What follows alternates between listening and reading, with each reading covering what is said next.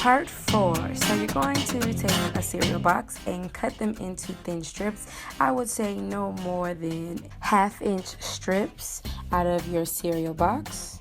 Alright, and then you're going to start finishing off the outside of the couch. So you're just going to put all the batting back that was attached to the couch. This is the same old batting. Just use your staples and put the batting back onto the side of the couch as well.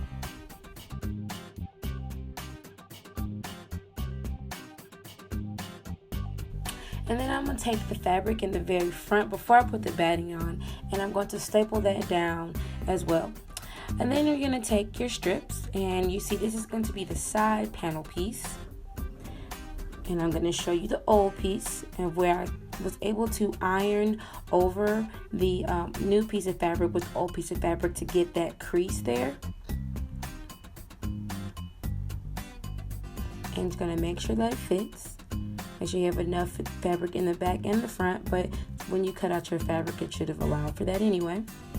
And then you're going to take your cereal box strip and you're going to line it up at the very crease of the arm. Use your staple gun and start stapling your cereal box strip to the crease, and that will basically give the side panel a very finished and crispy edge underneath the arm. And there you can see it almost done there. So this couch is a little different. It had this track that was able to curve in almost like a UC shape, and I'm just going to staple it down with my staple gun because this is exactly how it was when I took it apart.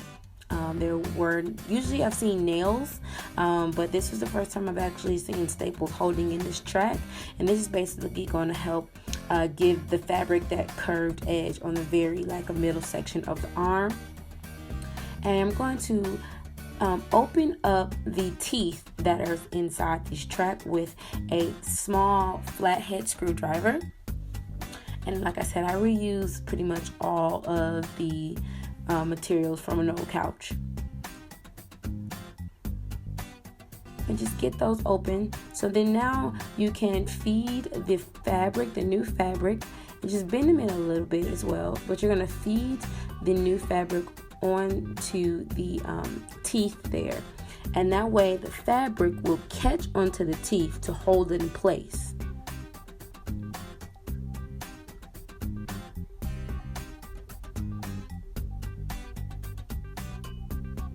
I'm sorry my hair got in the way. I didn't know my hair was in the way.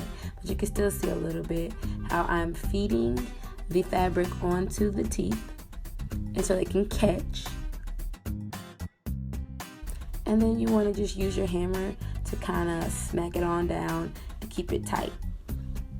And then I also found it helpful to use my flathead to help push the fabric inside so it could catch and be stuck like some teeth, some claws, scratching some fabric if it, I don't know, bad analogy, but basically that's it. Just use your flathead to kind of push the fabric onto the teeth, and then use your hammer and gonna just knock it all down there. And this is creating that curve that you may have in your specific couch or love seat. And then now it's time to close up the side with this track, whatever you want to call it.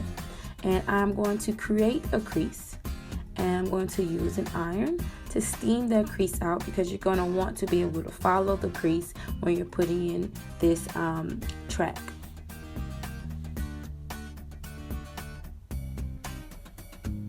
And then you want to place the needle or the nail in the center of your seam allowance, and also lining it up on the edge of the iron crease. Turn it over and line it up. Make sure the fabric is smooth. And then you're going to use your hammer and knock it all down. You can use a hammer or a sledgehammer, totally up to you.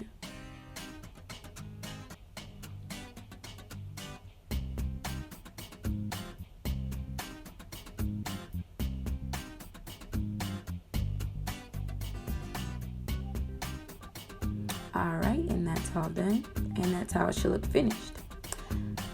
So we're working on the back. So we worked on the top, the bottom, and then we worked on the front, and now it's time to work on the back.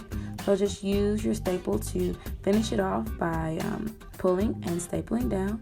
And here, since I could not take the legs off, and your couch may not have this, I just had to fold over my fabric and then staple it down around the leg just so it could look nice and finished.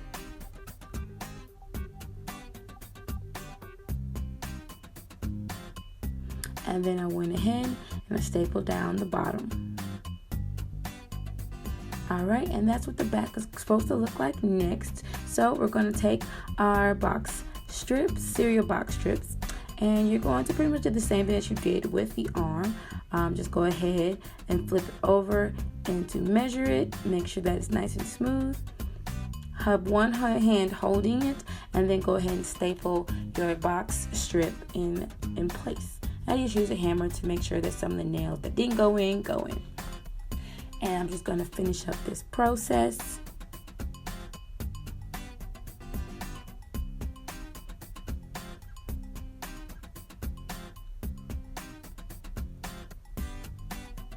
And I'm all done. So, time to work on the sides. You're going to do the same process that you did with the front. I kind of eyeballed it. I didn't create the crease, but you can definitely do that if you want to. But I'm just going to track into the edge of the fabric in a straight line. Turn it over.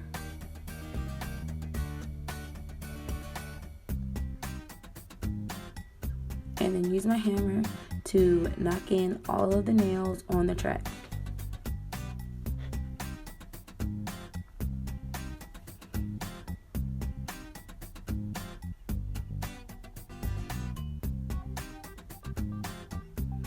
Alright, then you want to take the bottom, pull it tight, and just start stapling in the back fabric onto the bottom of the couch.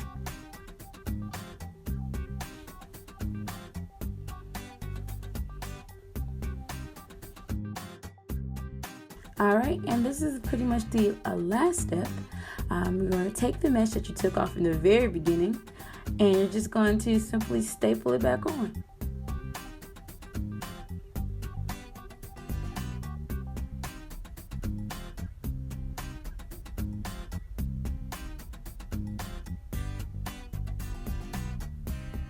This is the sigh of relief part of the project. And it goes from this to this.